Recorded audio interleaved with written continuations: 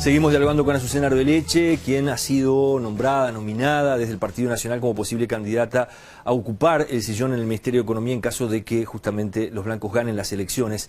Hablaba recién de cómo van a pensar el tema del IRPF, que ha sido un tema sensible, de mucha polémica, de mucha discusión en los últimos tiempos. Y comentaba recién, antes del corte, que cuál era la idea con el IRPF, concretamente en el plan Estamos Contigo. Sin embargo, las propuestas en materia de IRPF van más allá del plan Estamos Contigo. En términos generales, lo que proponemos es que este impuesto tiene que ser un impuesto a la renta neta de las personas. Hay que considerar los ingresos que tienen las personas, los sueldos que reciben, pero también hay que deducir, netear distintos conceptos, como puede ser el alquiler. La propuesta del Partido Nacional es aumentar la deducción para los alquileres. Hoy ya se hace eso. Hoy se hace, está en el 6% y la propuesta es llevarlo al 20%. En materia de educación, en materia de salud, para cuando en el núcleo familiar hay menores de 18 años, son deducciones que gradualmente vamos incorporando. Lo importante es que la renta neta es la que tiene que ser gravada y no la renta bruta, digamos, sin tener en cuenta las deducciones. ¿Está calculado cuánto les puede salir eso? Porque eso tiene un costo, un peso. Está calculado la totalidad de las propuestas del Partido Nacional en materia impositiva y de igualar las asignaciones familiares del plan Estamos Contigo, está en los 360 millones de dólares. Si invito a que se mire la agenda, cada uno de estos puntos que estoy nombrando y algunos otros más que no estoy nombrando en este momento, cuál es el desagregado de todas estas partidas. La totalidad es por 360 millones de dólares. Digo porque el ministro de Economía, Mario Vergara, ha dicho en las últimas horas, por un lado se promete reducir o bajar impuestos y por el otro lado, bueno, se habla de reducir el déficit fiscal, por ejemplo. ¿Cómo se compagina, cómo se entiende una cosa y la otra? Sí, se compagina de la siguiente manera. En primer lugar, hemos planteado que los niveles actuales de déficit fiscal, el 3,3% del producto, no pone a la economía en una trayectoria sostenible en lo fiscal. Ese déficit hoy implica una deuda neta que si la proyectamos para adelante es una deuda creciente. Esto, lo mismo que en el caso de las familias, cada brecha entre ingresos y gastos de un mes se va acumulando y acumulando, terminamos con una deuda que es cada vez mayor, y así como en la familia es más difícil ir al banco y que nos refinancien, para los países sucede exactamente lo mismo. Se va a dificultar el acceso al crédito, la refinanciación de esa deuda, si esta deuda ¿Y cómo la van a bajar si a su vez están planteando bajar los impuestos? Entonces, en primer lugar, la corrección que plantea el Partido Nacional para que esta deuda neta se mantenga constante en el tiempo es mejorar el resultado fiscal en 1,5 puntos del producto. ¿Y cómo se hace eso? La propuesta es que se haga de manera gradual, no estamos pensando en 1 o 2 años, sino que a lo largo del quinquenio se consiga este resultado, y la manera de lograrlo es que la totalidad del gasto de todo el sector público global que siga creciendo. Pero que el crecimiento real, o sea, más allá del aumento de precios, esté limitado, tenga un techo en lo que es el crecimiento real de la economía. El escenario base es un crecimiento de un 3%. Nuestros números indican que un 3, un poquito más puede ser. Nuestros números indican que con un crecimiento de 2,5% en términos reales para la totalidad del producto se llega al fin del periodo en la mejora deseada. No he hablado de cómo financiar esta propuesta de los 360 millones que decía, y a esto hay que sumarle programas como el asentamiento cero que decía al principio, que van a implicar unos 140 millones de dólares adicionales al presupuesto que hoy ya está destinado al tema de realojos o regularizaciones, que son los dos casos de los asentamientos. ¿De dónde se van a conseguir esos recursos? Volvemos a lo que planteábamos en el primer bloque. Hemos detectado que hay muchos rubros en el gasto que se pueden obtener ahorros bien significativos. ¿Cuál nombraría, básicamente? ¿Dónde han encontrado esos lugares?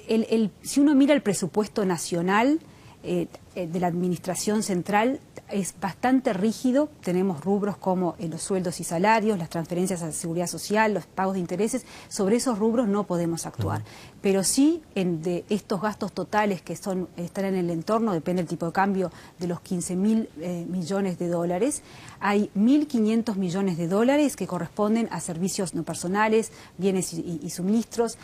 Ahí, a su vez, si uno observa cómo se gasta, hay determinados gastos que están concentrados, como es el gasto, las compras de alimentos, las compras de productos farmacéuticos y medicinales.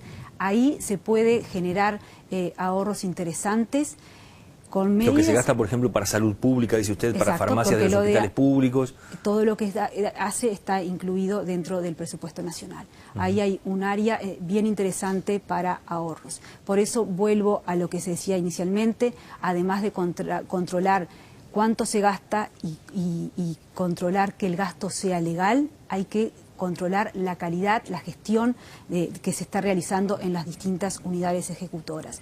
Y otro tema bien interesante, en donde también entendemos se pueden generar muchos ahorros, es lo que se refiere a los vínculos públicos y a los vínculos no públicos. Si uno observa la cantidad de funcionarios públicos o los vínculos no públicos, ha tenido un crecimiento bien significativo en el entorno de los 55.000 vínculos desde el 2004. Hablamos de contratos, fecha. de gente contratada para trabajar. Hablamos de vínculos públicos y no públicos, o sea, hay contratos que son a términos y luego tenemos en la parte de los funcionarios públicos bajas que naturalmente se dan. Esas bajas, por ejemplo, si tomamos la cifra del 2003, está en el entorno de los 24.500 vínculos. Si uno observa esas bajas, a qué áreas pertenecía, o sea, si era gente que estaba trabajando en salud, en defensa, bueno, las áreas que nosotros llamamos áreas sensibles, que se refieren a salud, educación y defensa, representan más o menos el 65% de esas bajas. ¿Defensa usted dice Ministerio del Interior o Ministerio de Defensa? Ambos. Estoy engrosando bien para mostrar que hay determinados lugares que obviamente que esas vacantes se tienen que completar. El análisis es bastante más complejo, no solo hay que mirar las bajas, sino las altas. Puede que se den las bajas y haya un tema de demanda diferente en distintos sectores. Pero en todo caso, lo que nosotros observamos, que hay un margen importante sin tocar las áreas sensibles en donde no hay que reponer la totalidad de las vacantes.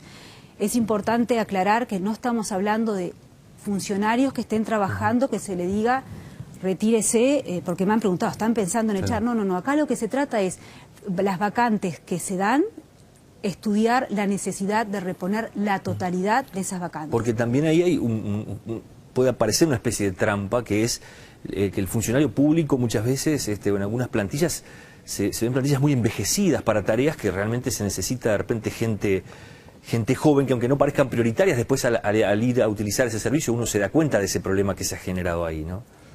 Yo creo que la heterogeneidad etaria es muy buena, o sea, creo que la persona mayor va a aportar algo diferente que la persona, que el joven que recién ingresa, creo que es totalmente complementario.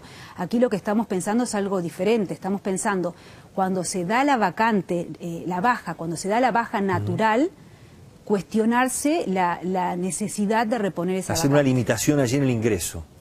Estudiar realmente si corresponde llenar esa vacante o no. Y como digo, en áreas que no son sensibles, en el caso de los vínculos públicos, hemos detectado que el 35% de las vacantes, estoy refiriéndome a los últimos 3 años, habría que analizar exactamente para atrás, la idea es no dormirlos con los números, pero sí mostrar que hay un margen importante para no reponer la totalidad de las vacantes sin afectar las áreas más sensibles. Y eso es respecto a los vínculos públicos. La misma situación encontramos con los vínculos no públicos. Ahí el crecimiento ha estado en el periodo, ha sido de unos 5.600 vínculos no públicos. Y si uno mira también las bajas que se dan en el último año, que están en el entorno de los 4.500 vínculos, la pregunta nuevamente que surge ¿es necesario toda esta contratación?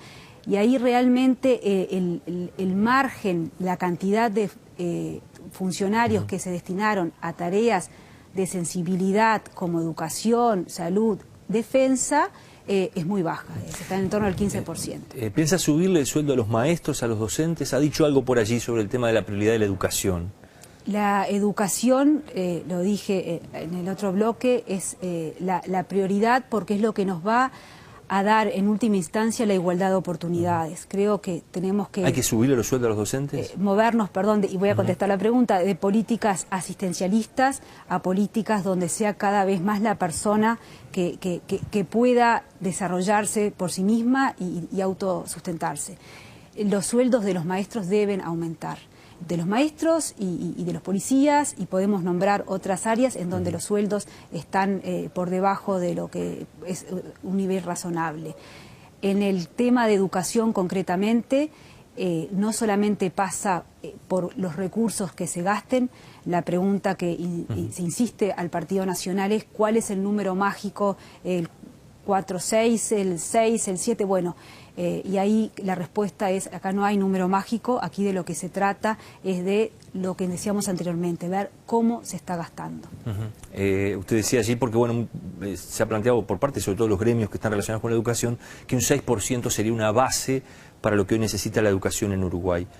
No estoy en condiciones de darle una respuesta de cuánto es ese número mágico, si es el 6, si es el 5, si es el 7, realmente creo que hay que profundizar en el análisis y ver no solamente los recursos, sino ver los distintos indicadores de cuál es la calidad de la enseñanza que estamos teniendo hoy en día. Gracias por haber venido a habernos acompañado. No, por favor, muchas gracias. Nosotros vamos cerrando por aquí, los esperamos la próxima semana en Poder Pensar.